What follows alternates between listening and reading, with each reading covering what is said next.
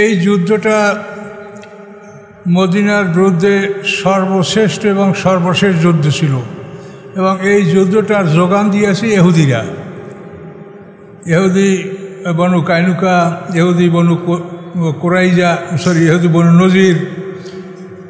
ইহুদি বনু নজির বহিষ্কার হয়েছে মদিনা থেকে উহুদের যুদ্ধের পরে, আর বনু কাইনুকা এরা বহিষ্কার হয়েছে বদরের যুদ্ধের পরে। মদিনায় এখনও একটা দল ইহুদি আছে, ইহুদি বনু কুরাইজা। তো এই ইহুদিরাই সমস্ত আরববাসীকে, আরবের সমস্ত মুশরিকদেরকে তারা সমবেত করার প্রচেষ্টা নিয়েছে এবং তারা তাদের ডাকে সাড়া দিয়েছে। তো এইভাবে সমস্ত আরবদেরকে প্রস্তুত করেছে ইহুদিরা মদিনা আক্রমণ করার জন্য। এখন মদিনার এই সাইডে একটা দল শুধু আছে আল্লাহ রসুলের পক্ষে, ইহুদি বনু কুরাইজা। এরা মদিনা শহরে বসবাস করে। তো এই ইহুদি বনু কুরাইজার কাছে হুয়াই বিন আখতাব, ইহুদিদের নেতা, গেটের সামনে গেল। তো যাওয়ার পরে বনু কুরাইজার যে সর্দার, তার নাম হচ্ছে কাব বিন আসাদ, সে তাকে দেখেই বুঝতে পারছে যে এই লোক আমার দুর্গের সামনে কেন আসছে। সে দরজা খুলতে রাজি না। কাব বিন আসাদ বলে যে দেখো ভাই, তুমি কী জন্য আসো তা আমি বুঝেছি, কিন্তু আল্লাহ রসুল একজন ভালো মানুষ, তিনি মানুষের সাথে ওয়াদা খেলাপ করেন না, তার সাথে আমি সন্ধি চুক্তিতে আবদ্ধ আছি, খুব সুখে শান্তিতে আছি, কাজে আমাকে তুমি ডিস্টার্ব করো না। কিন্তু হুয়াই বিন আখতাব বলছে যে দেখো, আমি এমনভাবে এই মদিনা শহর আক্রমণের জন্য প্রস্তুতি নিয়েছি, এটা 2-1 ঘন্টার ব্যাপার। 20,000 সৈন্য আমরা প্রস্তুত করেছি। আসাদ, গোতবান, আশজা, সম্মিলিত কোরাইশ বাহিনী, কেনানা, তেহামা, সমস্ত আরবের মুশরিকদেরকে আমরা প্রস্তুত করেছি যে মদিনা আক্রমণ করা হবে। এখন তোমরা এই শহরের ভিতরে আসো, তোমাদেরকে বলি না যে তোমরা যুদ্ধ করো, তোমরা শুধু আমাদেরকে ভিতর থেকে একটু সাহায্য করবে, অস্ত্রশস্ত্র বা খাবার, এটা যদি সমস্যা হয় এইটা তোমরা করবে। তো তাও কাব বিন আসাদ দরজা খুলতে রাজি হচ্ছিল না। তারপরে হুয়াই বিন আখতাব এমন একটা কথা বলল যেটা আরব জাতির জন্য, আরব দেশের মানুষের জন্য খুবই অবমাননাকর। হুয়াই বিন আখতাব বলে যে তুমি মনে হয় যে ভয় পাচ্ছ যে আমি তোমার রুটিতে শরিক হব, এই ভয়তে তুমি আমাকে গেটে প্রবেশ করতে দিচ্ছ না। তখন ও কাব বিন আসাদ দরজা খুলে দিল। দরজা খোলার পর বলো যে দেখো, এটা মাত্র 2-1 ঘন্টার ব্যাপার, আমরা মদিনা দখল করতে পারবো, তুমি আমাদের সাথে থাকো, তোমাকে বলি না যে তুমি আমাদের মাঠে এসে যুদ্ধ করো, তুমি এখানেই থাকো, আমাদেরকে সাহায্য সহযোগিতা করবে। শেষ পর্যন্ত কাব বিন আসাদ, সেও তো ইহুদি, এই কথায় রাজি হয়ে মদিনা সনদের যে কপিটা তার কাছে ছিল এটা ছিঁড়ে ফেলাই দিল। ফেলাই দিয়ে সেও ঘোষণা করলো যে ওই মক্কার মুশরিকদের সাথে তারাও আছে। তো আল্লাহ রসুলের কানে যখন এই খবরটা আসলো যে ইহুদি বনু কুরাইজা তারাও সন্ধিভঙ্গ করেছে, তখন বিষয়টা জানার জন্য তিনি কয়েকজন সাহাবী পাঠালেন। সাদ ইবনে মুআয, সাদ ইবনে উবাদা, আরও কয়েকজন গুরুত্বপূর্ণ সাহাবী পাঠালেন এবং বললেন যদি ঘটনা সত্য হয় তাহলে বিষয়টা আমাকে ইশারা ইঙ্গিতে বলবে, আর যদি সত্য না হয়, তারা যদি আমাদের সাথে থাকে তোমরা প্রকাশ্যে বলবে। তো ওনারা গেলেন। তো যায়া জানতে পারলেন যে মারাত্মক অবস্থা, তারা আল্লাহ রসুলকে গালিগালাজ করছে, তারা সন্ধি ভঙ্গ করে খুব আনন্দে আসে, মনে করছে যে মদিনা শহর দখল করা তো 2-1 ঘন্টার ব্যাপার, এটা হয়েই যাবে। তো সাহাবায়ে কেরাম আসলেন আল্লাহ রসুলের কাছে, ফিরে এসে বললেন যে আদল আল কারা। আদল আল কারা হলো 2টা বিশ্বাসঘাতকতার ঘটনা, যে আপনারা হয়তো আপনাদের কম বেশি জানা থাকবে যে হযরত খোবাইব রাদিয়াল্লাহু তাআলা যে শহীদ হয়েছিলেন, এই আদল আল কারার লোকে খোবাইব রাদিয়াল্লাহু আনহুর সাথে তার সাথে 10 জন ছিল, বিশ্বাসঘাতকতা করে এদের সবাইকে তারা শহীদ করেছিল। শাহাদাতে খোবাইব, এটা উহুদের যুদ্ধের পর হয়েছিল। তো এই আদল আল কারার লোকেরা এই বিশ্বাসঘাতকতাটা করেছে। তো ওনারা এসে বললেন আদল আল কারা। তখন আল্লাহ রসুল বুঝতে পারলেন যে ঘটনা সত্য। তখন তিনি সাহাবায়ে কেরামদেরকে ডাকলেন, ডেকে বললেন যে এখন আমরা এত বড় বাহিনীর বিরুদ্ধে আমরা কি করে মদিনা শহর রক্ষা করব। তখন সালমান ফার্সি, যার বিরাট ইতিহাস আছে, আমরা কোনো এক সময় হলে হয়তো বলবো ইনশাল্লাহ। এই সালমান ফার্সি উনি পারস্যের লোক। উনি পারস্য থেকে প্রথমে উনি খ্রিস্টান ধর্ম গ্রহণ করছেন, সেখান থেকে উনি ইসলাম গ্রহণ করেছেন এবং আল্লাহ রসুলের সাথে তার দেখা হওয়া পর্যন্ত সে 10 বার গোলাম হিসেবে বিক্রি হয়েছেন এই সালমান ফার্সি। তার নাম ছিল মাহবুবা এবং তিনি এক রাজার পুত্র। পারস্যের একটা প্রদেশ, সেই প্রদেশের যে রাজা, সেই রাজার পুত্র এই সালমান ফার্সি। তিনি আল্লাহ রসুলকে পাওয়ার জন্য 10 বার গোলাম হিসেবে বিক্রি হয়েছেন। তো এই সালমান ফার্সি কেবল মুক্তি পেয়েছেন ইহুদিদের বন্দিশালা থেকে, দাসত্ব থেকে। তো এই সালমান ফার্সি, ওরা তো পারস্যের লোক, অভিজ্ঞ লোক।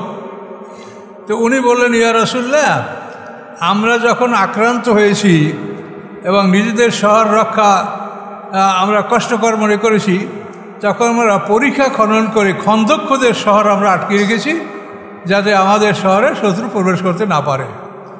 কাজে আমার পরামর্শ হলো এই মদিনা শহরকে রক্ষা করার জন্য আমাদের একটা খন্দক খুঁড়তে হবে।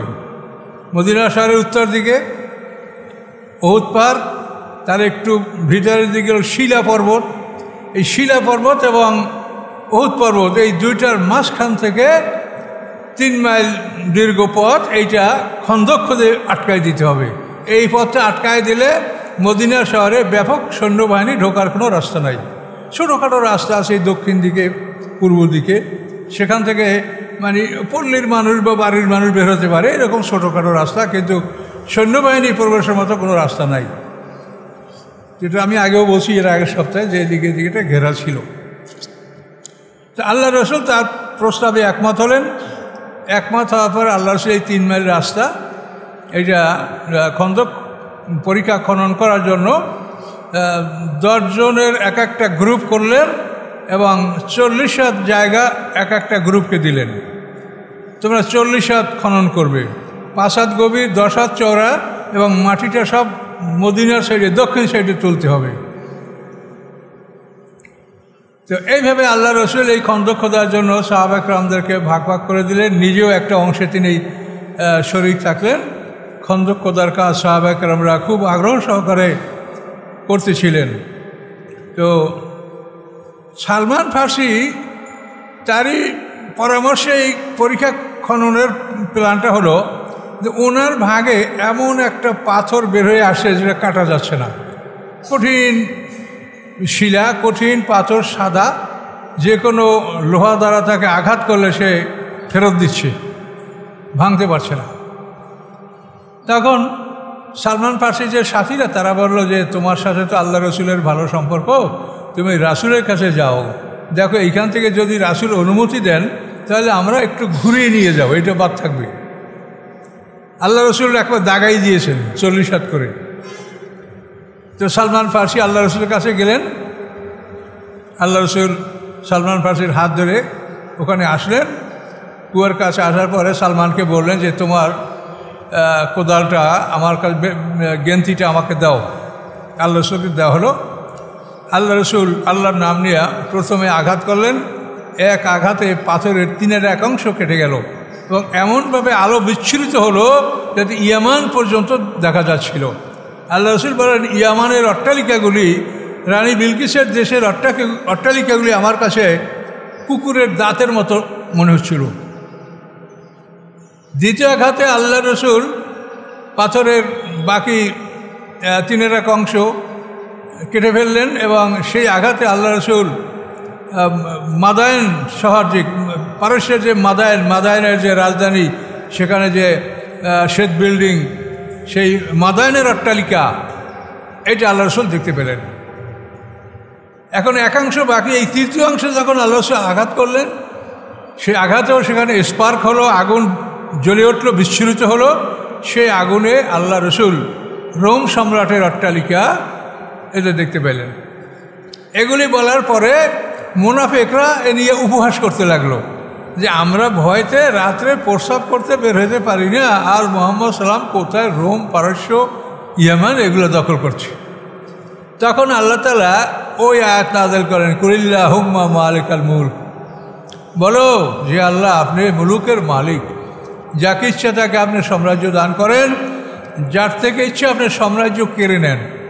মানে দান করার সময় এমনিই দান, কিন্তু নেওয়ার সময় এমনি ছাড়ে না, এই জন্য কেড়ে নিতে হয়। এই জন্য হচ্ছে আপনি কেড়ে নেন, তানজিউ মানে কেড়ে নেওয়া। তো সত্যিকারই এই ঘটনাগুলি সবই আল্লাহ রসুলের এই মানে ভবিষ্যৎবাণী বাস্তবায়িত হয়েছে। আল্লাহ রসুলের জীবদ্দশায় হযরত আলী রাদিয়াল্লাহু তাআলার নেতৃত্বে মুসলমানরা ইয়ামান জয় করেছে। ওমর ফারুক রাদিয়াল্লাহু তাআলার খেলাফত আমলে মুসলমানরা সেই মাদায়েনের পারস্যের রাজধানী মাদায়েন, এটা ওমর ফারুক রাদিয়াল্লাহু তাআলার আমলে মুসলমানরা জয় করেছে। এরপরে রোম সম্রাটের যে মানে যেটা প্যালেস্টাইনের যেটাকে বলা হয় কনস্টান্টিনোপল, এই কনস্টান্টিনোপল এটা প্রাচীন রোমেরই একটা অংশ। এই রোম অটোমান সাম্রাজ্যের দ্বিতীয় বাদশাহ দ্বিতীয় মোহাম্মদ, এই অটোমান সাম্রাজ্যের বাদশাহ দ্বিতীয় মোহাম্মদ 1453 খ্রিস্টাব্দে এই কুস্তান্তনিয়া বা এই রোম যেটাকে বলা হয় বাইজেন্টাইন সাম্রাজ্য, এই অঞ্চলটা মুসলমানরা দখল করে অটোমান সাম্রাজ্যের আমলে।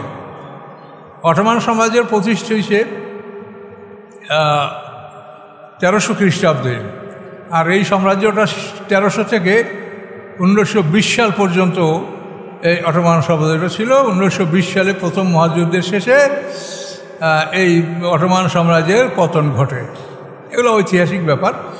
তো এখন আমরা এখানে যে ঘটনাটা খন্দকটা খোদার ব্যাপারে, তো এই খন্দক এভাবে মুসলমানরা খন্দক খুঁড়তেছিলেন, খন্দক খোদা শেষ হয়ে গেল, আর ওদিক থেকে কাফেররাও মদিনার কাছে এসে হাজির হলো। আবু সুফিয়ান তার বাহিনী নিয়ে উহুদ পাহাড়ের উত্তর পশ্চিম অঞ্চলে, যেটাকে বলা হয় মাজমাউল আশিয়াল, জায়গাটার নাম মদিনা শহর থেকে 6 কিলো দূরে মাজমাউল আশিয়াল, এখানে আবু সুফিয়ান তার সৈন্যবাহিনী এটাকে সেখানে সে থামালো, ওখানে তাঁবু গাড়ল। আর এদিকে আশরা গোত্রের সেনাপতির নাম হচ্ছে হারস ইবনে আওফ, আর আসাদ গোত্রের সেনাপতির নাম হচ্ছে উয়াইনি ইবনে হাসান ফাজারি। এরা উহুদ পাহাড়ের পূর্বাঞ্চল থেকে, উঁচু অঞ্চল থেকে তারা মদিনার সামনে এসে ওখানে তারা পড়াও ঢেলেছে। তো এইভাবে ওরা আসার পরে মদিনা শহরের কাছাকাছি আসে দেখে এমন ওরা অবাক হয়ে গেল যে আরব দেশের লোকেরা এই দৃশ্য কোনোদিন দেখে নেই। এটা কি, আমরা মদিনা শহরে ঢুকবো, যুদ্ধ করবো, এখন তো কোনো ঢোকারই সুযোগ নাই, এবং মাটিগুলো সব এক সাইডে মদিনার সাইডে তোলা। মদিনার লোকেরা যদি তীর তলোয়ার যেটা নিক্ষেপ করে ওদের লাগে, আর ওরা যেটা মারে সেটা প্রাচীর বড় উঁচু রাস্তা কারণে ওদের মুসলমানদের আঘাত করে না। এভাবে এই যুদ্ধটা শুরু হলো। এই যুদ্ধটা 1 মাস বা তার সাথে কিছু বেশি সময় লাস্টিং করেছিল, খুব ভয়ঙ্কর যুদ্ধ। তো এখন সমস্যাটা হলো মুসলমানদের সৈনিকের সংখ্যা তখন মাত্র 3000, আর ওরা আসে 20,000। এখন এই 3 মাইল লম্বা রাস্তাটা খন্দকের পার, এটা 3000 সৈন্যের পক্ষে দিবারাত্রি ডিউটি করা খুবই কঠিন ব্যাপার, তারা রেস্ট করতে পারছে না। এই যার জন্য এখানে আপনারা দেখবেন বলা আছে বালাগাতেল কুলুবু লাদাল হানাজেরে, যে তাদের হৃদয়গুলি কণ্ঠনালীর মধ্যে চলে আসছিল। এই 11 নম্বর আয়াতের কথা, যে মুসলমানদের এতই কষ্ট বোধ হচ্ছিল যে তাদের প্রাণগুলি যেন ভিতর থেকে বের হয়ে কণ্ঠনালীর মধ্যে চলে আসছিল, এবং তারা অনেকে খারাপ ধারণাও পোষণ করেছিল যে আমরা জিততে পারবো না, বোধহয় আমরা আল্লাহ আমাদের সাথে ওয়াদা বোধহয় পূরণ করবে না, এরকম কারো কারো মনে খারাপ ধারণাও সৃষ্টি হয়েছিল। তাজন্নুনা বিল্লাহ জন্নুনা, কোরআনের আয়াত। তো এইভাবে এই কাজ চলার পরে আল্লাহ রাসূল দেখলেন যে সাহাবায়ে কেরামরা খুব ক্লান্ত হয়ে পড়েছে। তখন এই কষ্ট লাঘব করার জন্য আল্লাহ রাসূল নিজে একটা পলিসি, নিজে তার একটা জ্ঞান দ্বারা তিনি একটা কৌশল অবলম্বন করলেন। সেটা হলো যে তাদের মধ্যে একটা বিভেদ সৃষ্টি করা যায় কিনা ওই সৈন্যের মধ্যে। তিনি উয়াইন ইবনে হাসান ফাজারি, যে আসাদ গোত্রনের সেনাপতি, আর হারেস ইবনে আউফ, যে আশজা গোত্রের সেনাপতি, এদের সাথে আল্লাহ রাসূল গোপনে দেখা করলেন এবং পরামর্শ করলেন। আল্লাহ রাসূল বলেন যে তোমরা যদি এখান থেকে চলে যেতে রাজি থাকো, তাহলে মদিনা শহরের যে উৎপন্ন খেজুর, এই 3 ভাগের 1 ভাগ খেজুর তোমাদেরকে দিব। যদি তোমরা চলে যাও তাহলে আমার কাছে অঙ্গীকার করো, মদিনা শহরের 3 ভাগের 1 ভাগ উৎপন্ন খেজুর তোমাদেরকে দান করব, তোমরা চলে যাবে, কুরাইশদের থেকে তোমরা ত্যাগ করে চলে যাবে। ওরা বলল যে না, আমরা মদিনার অর্ধেক খেজুর যদি দেন তাহলে আমরা চলে যাব, 3 ভাগের 1 ভাগ আমরা রাজি না। তখন আল্লাহ রাসূল বললেন যে এই শহরের মালিক তো আমি না, আমি তো এখানে মুহাজির, আনসার হলো শহরের মূল মালিক, কাজে তাদের সাথে পরামর্শ না করে তোমাদেরকে অর্ধেক খেজুর দেওয়ার কথাটা আমি একা ঘোষণা করতে পারছি না, আমি একটু আনসারদের সাথে পরামর্শ করে নেই। তখন আনসার নেতা সাদ ইবনে মুআজ, আওস গোত্রের নেতা সাদ ইবনে উবাদা, খাজরাজ গোত্রের নেতা উসাইদ ইবনে হুযায়র, এভাবে বড় বড় নেতাদেরকে ডেকে আল্লাহ রাসূল পরামর্শ করলেন যে তোমাদের যে অবস্থা খুবই কষ্টকর, কাজে আমি ওদেরকে বলেছি যে মদিনার উৎপন্ন যে খেজুর তার 3/1 তোমাদেরকে দিব, তোমরা চলে যাবে কিনা। ওরা বলছে অর্ধেক দাবি করছে, এখন তোমরা বলো।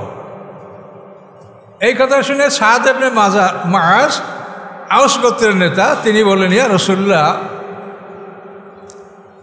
আপনাকে যদি আল্লাহ বলে থাকে যে মদিনার খাজুর দিয়ে তাদের সাথে সন্ধি করেন, তা আপনি করতে পারেন, আল্লাহ যা বলছে তাই দিয়ে আপনি করেন, আমাদের কোনো আপত্তি নেই। 2 নম্বর কথা, যদি আপনি নিজে এটা ভালো মনে করেন যে আমি মদিনার খেজুর দিয়া সন্ধি করব, তাও আপনি করতে পারেন, আমাদের কোনো আপত্তি নাই। 3 নম্বর কথা হলো যে আপনি আমাদের কষ্ট দেখে যদি এই পরিকল্পনা নিয়ে থাকেন, তা আমরা বলবো যে আল্লাহর কসম, আমরা ওদের মতো মুশরিক ছিলাম, এখন আমরা মুসলমান। আমাদের প্রত্যেকটা মৃত্যু, প্রত্যেকটা শহীদ জান্নাতের অধিকারী। ওরা কোনোদিন আমাদের খেজুর জোর করে খেতে পারে নাই, হয়তো মেহমান হয়ে খেয়েছে, না কিনে খেয়েছে। কিন্তু আজকে আমরা তাদেরকে খেজুর দিব, খেজুর একটাও দিব না, দিব তলোয়ার। এইভাবে যখন সাদ ইবনে মুআজ ঘোষণা করলেন এবং ওই সেনাপতিরা যখন এই ঘোষণা শুনল, তখন উত্তেজিত হয়ে এখান থেকে চলে গেল যে এখন আমরা সর্বশক্তি দিয়ে যুদ্ধ করব। এখন এরা কুরাইশদের সাথে গিয়ে বলল যে যুদ্ধ করো, এছাড়া কোনো উপায় নাই। যুদ্ধ কিভাবে করা যাবে? তখন কিছু শক্তিশালী লোক, যেমন আরবদের সবচাইতে শক্তিশালী যোদ্ধা হলো আব্দে উদ। উদ্দা হলো একটা মূর্তির নাম, ওই নূহ আলাইহিস সালাম উদ্দা সুয়াইয়া গুসিয়া নাসরা আছে না, ওই আব্দে উদ। এই আরবের সবচাইতে বড় বীর, সে একা 200 মানুষের সাথে লড়াই করতে পারে। এই আব্দে উদ সহ কয়েকজন শক্তিশালী লোক, তার মধ্যে আবু জাহেলের ছেলে ইকরাম ইবনে আবু জাহেল, তারপর আরও 2-1 এভাবে নওফল ইবনে আবদুল্লাহ, তো এরকম দিরার ইবনে খাত্তাব, এভাবে কয়েকজন শক্তিশালী লোক চেষ্টা করলো যে আমরা খন্দকের উপরে উঠে যাব। কিন্তু 2-3 জন উঠতে পারছিল, সবাই উঠতে পারে নাই। তো এর মধ্যে আব্দে উদ, সে ওই রাস্তার উপরে, খন্দকের রাস্তার উপরে দাঁড়াইয়া তলোয়ার ঘুরাচ্ছে আর বলছে, এই মুসলমানরা, তোমরা কে আছো? আমাকে জাহান্নামে পাঠাবা আর তুমি বেহেশতে যাবা, আসো আমার সামনে। তার আহ্বানটা দেখেন যে তোমরা কে আছো, আমাকে জাহান্নামে পাঠাবে, আসো, আর তুমি বেহেশতে যাবে, আসো। কে? তা আল্লাহ রাসূল বলেন যে আব্দে উদের সাথে কে লড়বে? তখন হযরত আলী রাদিয়াল্লাহু বলেন, ইয়া রাসূলুল্লাহ, আমি। কিন্তু আল্লাহ রাসূল পছন্দ করলেন না, তার তখন অল্প বয়স। তো আল্লাহ রাসূল বলেন যে একটা ভারী মানুষ, শক্ত মানুষ আমি চাই। এই কে তোমরা আব্দে উদের সাথে লড়বে? কেউ বলে না, ইয়া রাসূলুল্লাহ, আমি। 3য়বার আল্লাহ রাসূল বললেন, এই আব্দে উদের সাথে কে লড়বে? ইয়া রাসূলুল্লাহ, আমি। আলী রাদিয়াল্লাহু ছাড়া কেউ বলে না। তখন আল্লাহ রাসূল আলী রাদিয়াল্লাহুকে ডাকলেন। ডাকার পরে আলী রাদিয়াল্লাহুর মাথায় আল্লাহ রসুল নিজের মাথার পাগড়ি বেঁধে দিলেন, জুলফিকার নামক তলোয়ারটা তাকে দান করলেন, তার জন্য বিশেষ দোয়া করলেন এবং বললেন যে আল্লাহর নাম নিয়ে যাও আবদিউদের সামনে। হযরত আলী রাদিয়াল্লাহু তাআলা যখন আবদিউদের সামনে গেছে, এখন আবদিউদ বলে, ভাতিজা তুমি আমার সামনে কেন আসছো? যে লড়াই করতে। তা আবদিউদ বলে, যে তোমার সাথে তো আমি লড়াই করতে রাজি না, তুমি ভাতিজা তোমার সাথে কি লড়াই করব? তখন আলী রাদিয়াল্লাহু বললেন যে তুমি যদি না করো তো আমি করব। তখন ও ক্ষিপ্ত হয়ে গেছে, হ্যাঁ ছেলে তুমি আমার সাথে লড়াই করবে? তখন যুদ্ধের জন্য, যেটা মল্লযুদ্ধ যেরকম তলোয়ার পাকায় কে কাকে আঘাত করতে পারে, এভাবে তারা তলোয়ার ঘুরাতে শুরু করলো। এক পর্যায়ে আবদিউদ হযরত আলী রাদিয়াল্লাহুর মাথায় আঘাত করলো। আলী রাদিয়াল্লাহু ঢাল দ্বারা আঘাতটা ঠেকালেন। ঢালটা কাইটা হযরত আলী রাদিয়াল্লাহুর মাথা পর্যন্ত তলোয়ার স্পর্শ করছে, কিন্তু আল্লাহ রসুলের পাগড়ি তার মাথায় বাঁধাই পাগড়িটা কাটে নাই। এ পর্যন্ত তলোয়ার তার ঢালে আটকে গেছে। যখন তলোয়ারটা আবদিউদের ঢালে আটকে গেল, এই ফাঁকে আলী রাদিয়াল্লাহু তাআলা ঘুরে তার মাথার উপরে এমন আঘাত করলেন যে মাথার উপরের অংশ, উপরের মাড়ির দাঁত সহ মাথা পড়ে গেল। সাহাবায়ে কেরামরা সবাই নারায়ে তাকবীর ধ্বনি দিলেন। আর আবদিউদের সঙ্গে যে ইকরামা আর অন্যান্য যারা ছিল তারা ওখান থেকে সব পালিয়ে গেল, পালিয়ে ফিরে গেল। তখন কুরাইশদের মধ্যে খুবই একটা ক্ষোভ সৃষ্টি হলো যে এদের সাথে আমরা কীভাবে লড়াই করব। সবাই পরামর্শ করলো যে আমরা ই করব, খন্দক ভরাট করে আমরা সবাই ঢুকে যাব, এভাবে খণ্ড খণ্ড যুদ্ধ করা যাবে না। তারা কোনো এক রাত্রে খন্দক ভরাট করার জন্য তারা খন্দকের পাশে সমবেত হলো। আল্লাহ রসুলের পাহারাদার তো আছে, তারা যখন দেখলে যারা খন্দক ভরাট করার চেষ্টা করছে, তো এমনভাবে তারা তীর এবং পাথর মারতে শুরু করলো যে খন্দকের কিনারার দাঁড়াতেই পারছে না। যেটা মারে সেটা ওদের গায়ে লাগে, আর ওরা যা মারে সেটা মুসলমানদের লাগে না, ওরা উঁচু রাস্তার কারণে। এভাবে এখন ওরা খন্দক ভরাট করার জন্য চেষ্টা করলো। করতে করতে ফজর হয়ে গেল। তো আল্লাহ রসুল ফজরের নামাজ পড়বেন, নামাজের জন্য প্রস্তুতি নিচ্ছেন। জিবরিল আমিন এসে বলেন, ইয়া রাসূলুল্লাহ, আল্লাহ তাআলা মানা করছে নামাজ পরে পড়বেন, আপনি যুদ্ধ চালিয়ে যান। তো ওরা চেষ্টা করছে ভরাট করবে, আর এরা চেষ্টা করছে ওদেরকে থামতে দেওয়া যাবে না ওখানে। এভাবে জোহরের ওয়াক্ত আসলো, আল্লাহ রসুল নামাজের জন্য অস্থির। জিবরিল এসে আবার বলল, ইয়া রাসূলুল্লাহ, আল্লাহ নিষেধ করেছেন আপনি যুদ্ধ চালিয়ে যান। মদিনা শহরকে রক্ষা করতে পারলে আজীবন নামাজ পড়া যাবে, আর যদি এই শহর হারিয়ে যায় তাহলে আর কোনোদিন নামাজের সুযোগ থাকবে না। এভাবে জোহর, আসর, মাগরিব পর্যন্ত আল্লাহ রসুল নামাজ পড়লেন না, জিবরিল আমিনের ইশারায়, তার খবরে। মাগরিবের পর যখন রাত অন্ধকার হয়ে গেল, তখন দুশমনরা পলাতে বাধ্য হলো যে আমরা খন্দক ভরাট করতে পারবো না। ওরা ওখান থেকে ঘটে যাওয়ার পরে আল্লাহ রসুল তো এখানে ফজর, জোহর, আসর, মাগরিব এই 4 ওয়াক্ত নামাজ আল্লাহ রসুল একসঙ্গে কাজা করলেন। এবং এটাই কোরআনে বলা হয়েছে যে আল্লাহর কাছে সবচাইতে প্রিয় আমল হচ্ছে জিহাদ ফি সাবিলিল্লাহ। 4 ওয়াক্ত নামাজ কাজা হয়েছে। আর মক্কা বিজয়ের সময় আল্লাহ রসুল রোজা ভঙ্গ করে যুদ্ধ করেছেন। এই জন্য রোজা, নামাজ সবই ফরজ, কিন্তু সব ফরজের বড় ফরজ হলো জিহাদ ফি সাবিলিল্লাহ। আল্লাহর দিন যদি প্রতিষ্ঠিত না থাকে তাহলে মানুষ কোথার থেকে এই নমুনাটা নিবে? আল্লাহ রসুল বলছেন যে দিন কায়েম করে তোমরা একটা রাষ্ট্রের দিন প্রতিষ্ঠিত করে রাখো, তো এই দিন সারা দুনিয়ার মানুষ ওখান থেকে গ্রহণ করবে। যে এই দিন আলো জ্বলতে থাকলে যার আলো প্রয়োজন সে এসে আলো জ্বালায় দিবে। এবং এখানে আল্লাহ রসুল হাদিস বলেছেন যে দিন যদি সুরাইয়া সেতারার কাছে থাকে, এই যে সপ্তর্ষি মণ্ডল আকাশে আপনাদের দেখেন গ্রেট বিয়ার, ডবল স্টার, এই যে সপ্তর্ষি মণ্ডল যেটাকে গ্রেট বিয়ার বলা হয় সাধারণত, এইখানে আল্লাহ রসুল বলেন যে দিন যদি এই সুরাইয়া সেতারার কাছে, তার ভিতরে সুরাইয়া বলে, তাহলে একদল মানুষ সেখান থেকে আল্লাহ দিনকে নিয়ে আসবে। যে এই দিন, কাজে দিনকে তোমরা কায়েম করে রাখো। কাজে এই দিন এখন পৃথিবীতে কোথাও কায়েম নেই, কোনো জায়গায় আল্লাহ দিন কায়েম নেই। সৌদি আরবে আসে আল্লাহর আইন, তা জনগণের জন্য, রাজাদের জন্য না। তাহলে আর কী করে দিন কায়েম কোথায় আছে বলেন? কাজে এই জন্য দিন কায়েম পৃথিবীতে সবচেয়ে বড় জটিল কাজ আমাদের। কাজে এটাকে আমরা কিভাবে করতে পারি? তবে আমরা মানুষ মুসলমান হিসেবে আমাদের প্রমাণ করতে হবে যে আমরা আল্লাহর দ্বীনের পক্ষে। আমাদের কোনো কার্যক্রম এমন যেন না হয় যে আমরা দ্বীনের বিপক্ষে ছিলাম, এটা যেন প্রমাণ নয়, তাহলে আমাদের মহাবিপদ হবে। আমরা যদি পারবো না, তা আল্লাহ দেখছে যে পারছে না। আল্লাহ তো সাধ্যের বাইরে কাউ কিছু করতে বলে নাই, কিন্তু আমাদের সর্বদা এই দ্বীনের পক্ষে অবস্থান নিতে হবে, এটা মনে রাখতে হবে। তাহলে এখন দেখেন যে এখানে ওরা মনক্ষুণ্ণ চলে গেল যে মদিনা শহরে প্রবেশ করতে পারলো না। ইতিমধ্যে আল্লাহ রসুল আর একটা পরিকল্পনা গ্রহণ করলেন। এবার ওদের মধ্যে আর একটা বিভেদ সৃষ্টি করা যায় কি না, এটা আল্লাহ রসুল চেষ্টা করলেন।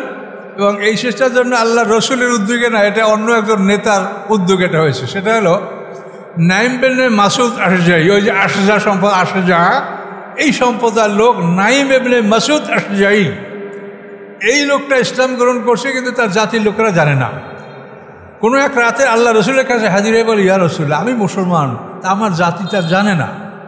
কাজে আপনি আমাকে যদি কোনো কাজে লাগাতে চান তা বলেন, আমি সেই কাজ করব। তখন আল্লাহ রসুল বললেন যে তোমার যদি ক্ষমতা থাকে তাদের মধ্যে একটা বিভেদ বাঁধিয়ে দাও, যাতে আরও মন ভাঙ্গা তাদের হয়ে যায়। তখন এই নাইম বিন মাসুদ আশজাই আল্লাহর কাছে রাসূলের কাছে অনুমতি পেলেন এবং বললেন যে আমি যদি এখানে কোনো কথা বানিয়ে বলি আবার পাপ হবে না, কি ইমান নষ্ট হবে?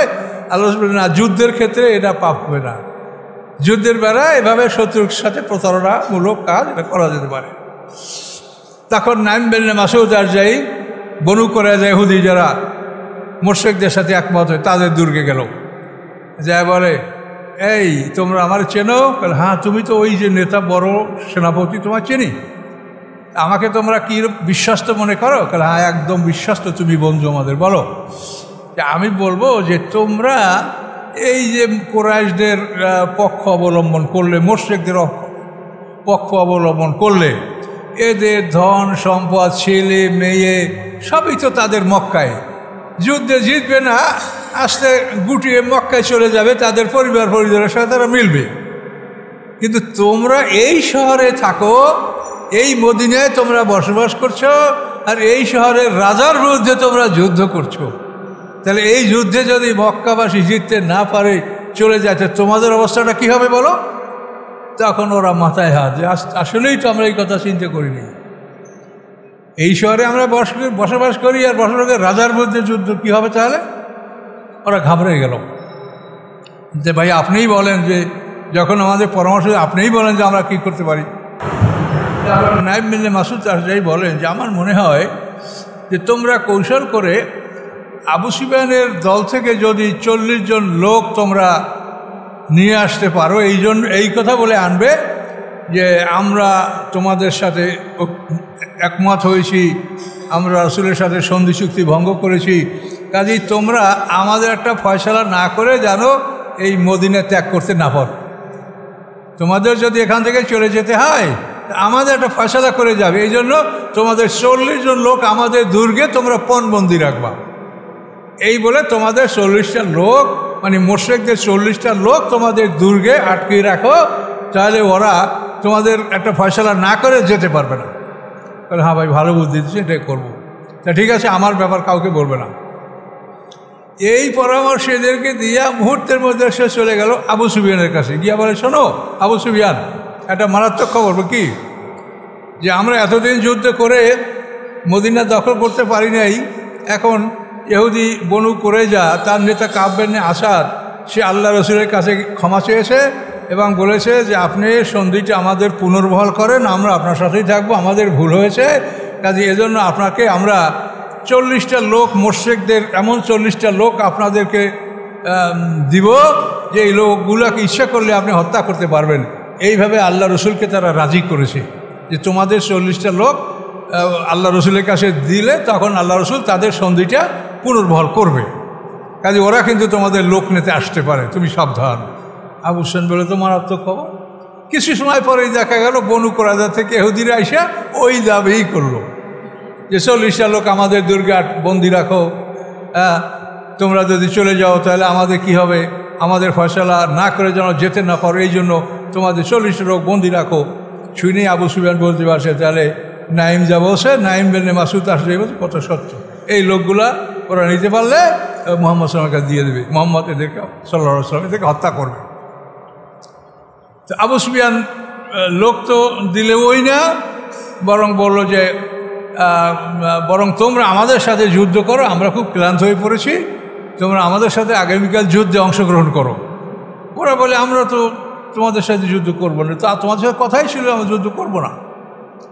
এখন এই কথা এদের মনের মধ্যে একটা হেরফের লাগিয়ে গেল, একটা গণ্ডগোল, দুর্বলতা চলে আসলো। আর এদিকে আপনারা যে গত সপ্তাহে শুনেছেন যে আল্লাহ তাআলা তাদের উপরে ঝোড়ো হাওয়া, ঠান্ডা বাতাস এবং শীত, তারপরে পশুর খাদ্য শেষ, মানুষের খাদ্য শেষ, এভাবে একটা নানা বিপদ, ফেরেশতারা অনেক দূর থেকে নারায়ে তাকবীর দিচ্ছে, সেই শব্দ শুনছে আর ভয় থরথর করে কাঁপছে যে এই মুসলমানরা কোন দিক থেকে আসলো, এদিক থেকে না ওদিক থেকে, এই নারায়ে তাকবীর ধ্বনি, এভাবে তারা যে ভীত সন্ত্রস্ত হয়ে পড়ছিল। এই অবস্থাতে শেষ পর্যন্ত তারা মানে নানান রকম সন্দেহের মধ্যে পতিত হয়ে গেল যে আমরা কী করব। এই মতো অবস্থায় এই যুদ্ধ মুশরিকরা সমাপ্তি করে মক্কার দিকে চলে যাবে। এ পর্ব আবার আমরা সামনে যাবো ইনশাআল্লাহ আলাপ করবো। আপনার কি বুঝতে কষ্ট হয়? বিরাট আলোচনা তো একটু মন করে, এটা কোরআনের ব্যাপার, এটা তো আমাদের সম্পূর্ণ। আর এইটাকে সহজভাবে বোঝার জন্য আমার লেখা বই যে রাসূলের জীবনী, আপনারা যদি ওই বই দেখেন তো ওই বইয়ের মধ্যে এই হুবহু এই যুদ্ধ এগুলো আছে। আর আমি রাসূলের জীবনীটা লিখছি কোরআনের তাফসির থেকে, আমি কিন্তু হাদিস বা ইতিহাস থেকে লিখিনি। আর সব রেফারেন্স দেখবেন তাফসির, কেন আল্লাহ রসুলের জীবনে যা ঘটেছে সব কোরআনে আছে। কাজে এই জন্য আমি রাসূলের জীবনী লিখেছি কোরআন এবং তাফসিরের উপরে নির্ভর করে। এই জন্য আমার 2 খণ্ড বই নিয়ে আসছি। আপনারা কেউ মনে করলে এগুলো নিলে আপনাদের কাছে এই বিষয়গুলো তো আপনারা শূন্য মনে রাখতে পারবেন না, এগুলো হঠাৎ করে শূন্য মনে রাখা খুব কঠিন ব্যাপার। এই ব্যাপারে আপনারা ইচ্ছা করলে বই নিতে পারবেন। তো আজকে আমাদের হাতে আর সময় নাই, ইনশাআল্লাহ আগামী জুমায় মনে রাখবেন। এখন মক্কাবাসীরা মদিনা ত্যাগ করবে, এই প্রস্তুতি তাদের। এখান থেকে আমরা আগামী জুমায় ইনশাআল্লাহ আলোচনা করব। আসসালামু আলাইকুম।